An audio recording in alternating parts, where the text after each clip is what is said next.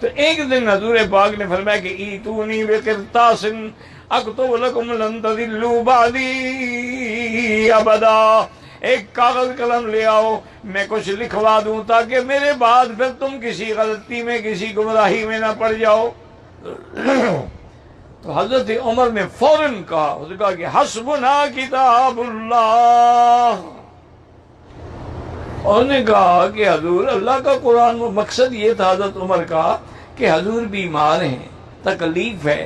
اب ہم اس وقت آپ سے اگر دین کا کوئی مسئلہ ہے تو دین تو مکمل ہو گیا، اب مزید حضور کیا لکھیں گے؟ حدیث کرتاس کہتے ہیں قلم کو۔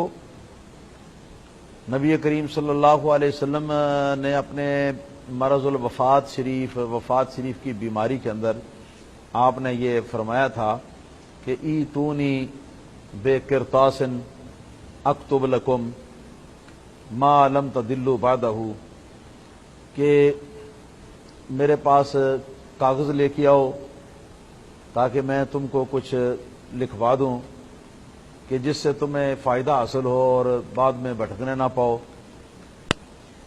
حضرت سیدنا عمر فاروق اعظم رضی اللہ تعالی عنہ نے آپ نے جواب کے اندر یہ سن کر تو یہ کہا کہ حسبنا کتاب اللہ، ہمارے لیے اللہ تعالیٰ کی کتاب کافی ہے، جو کچھ اس میں بتا دیا گیا ہے، اور اللہ تعالیٰ کی شریعت ہمارے لیے کافی ہے۔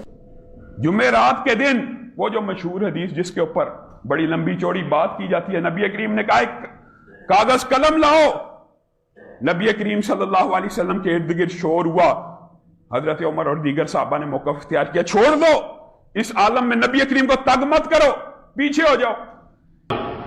سید عالم نور مجسم شفیع معظم صلی اللہ علیہ وسلم نے ارشاد فرمایا، جس کو حضرت سیدنا عبداللہ بن عباس رضی اللہ تعالیٰ عنہ روایت کرتے ہیں، جو بخاری شریف میں حدیث نمبر 114 ہے اور حدیث نمبر 3053 ہے اور حدیث نمبر 3168 ہے اور حدیث نمبر 4431 ہے اور حدیث نمبر 4432 ہے، حدیث نمبر 5669 ہے اور حدیث نمبر 7366 ہے۔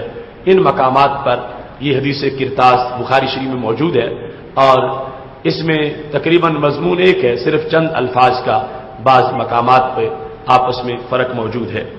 حضرت عبداللہ بن عباس رضی اللہ تعالی عنہ ارشاد فرماتے ہیں، لما اشتد بالنبی وجعہ، جب رسول اللہ صلی اللہ علیہ وسلم کی جو بیماری تھی، مرض تھا، وہ بیماری شدید ہو گئی، نبی اکرم نور مجسم شفیع معظم صلی اللہ علیہ وسلم نے ایسے حالات میں بھی اپنی امت پر کرم کرنا بند نہیں کیا، فرمانے لگے ایتونی بکتاب اکتب لکم، کتابن، میرے پاس کاغذ لے آؤ، کتاب بمانا مکتوب، یا جس پہ لکھا جائے، وہ کاغذ لے آؤ، میں تمہیں لکھ کے دیتا ہوں، لا تضلوا بعدا، جس کے بعد تم گمراہ نہیں ہوگے۔ قال عمر، حضرت عمر رضی اللہ تعالیٰ نے درخواست کی، ان النبی صلی اللہ علیہ وسلم غلبہ الوجع، رسول اللہ صلی اللہ علیہ وسلم پر بیماری کا بہت زیادہ حملہ ہے، کہ آپ کی طبیعت مبارک جو ہے وہ بیماری کی وجہ سے تکلیف میں ہے۔ وعندنا کتاب اللہ، اور ہمارے پاس قرآن پہلے ہی موجود ہے، حسبنا، جو کہ ہمیں کافی ہے۔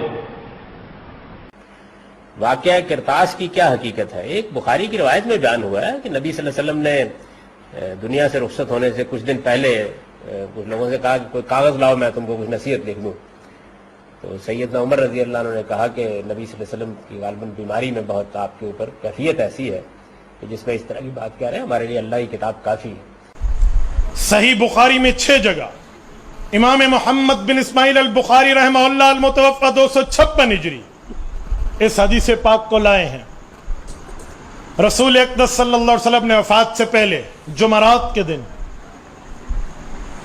ایک روایت میں بدھ کے دن، حضور کی وفات پیر کے دن ہوئی ہے، جمعرات، جمعہ، ہفتہ، اتوار، پیر، 5 دن پہلے صحابہ کرام جمع ہے، اللہ کے رسول فرماتے ہیں لاؤ کاغذ قلم، لاؤ قلم دوات، جو اس زمانے کا تھا، میں تمہیں ایسی تحریر لکھ دوں تم کبھی گمراہ نہیں ہوں گے۔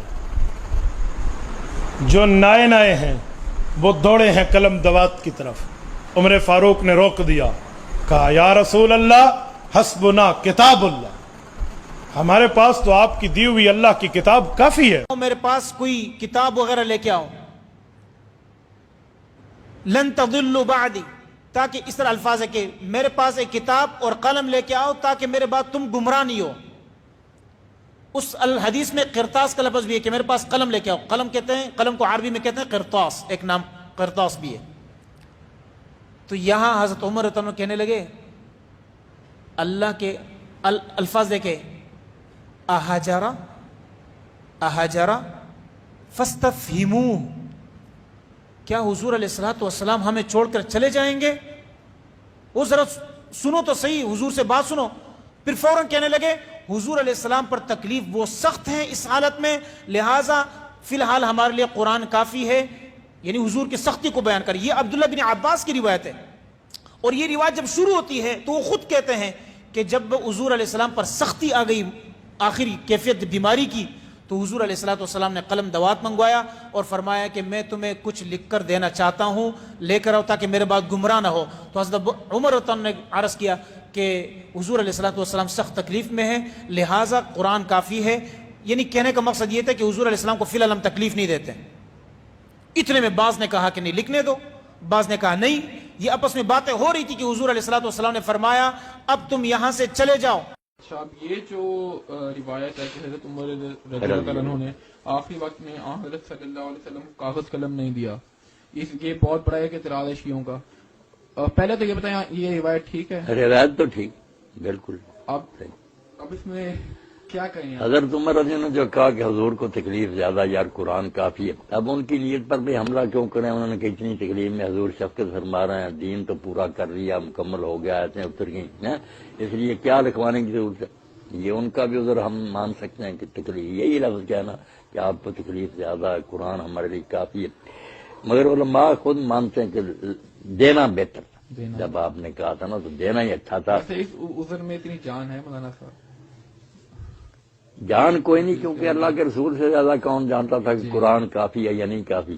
تو یہ تو بہت بڑا ایک جرم۔ پھر اگر اسی طرح ہوتا نا کہ انہوں نے کہا تھا دوسرے بھی ان کے ساتھ مل جاتے، راضی ہو جاتے، لمبا جھگڑا نہ کرتے، پھر بھی بات، جب دو پارٹیاں ہو گئی نا، ایک کہنے لگے جو حضور کہتے ہیں وہ کرو، ایک کہنے لگے جو عمر کہتا وہ، تو پھر اتنا جھگڑے کے شور بڑھ گیا، کاسر لغت ورتفعت الاسوات، شور بہت ہوا اور آوازیں بہت اونچی ہو گئی۔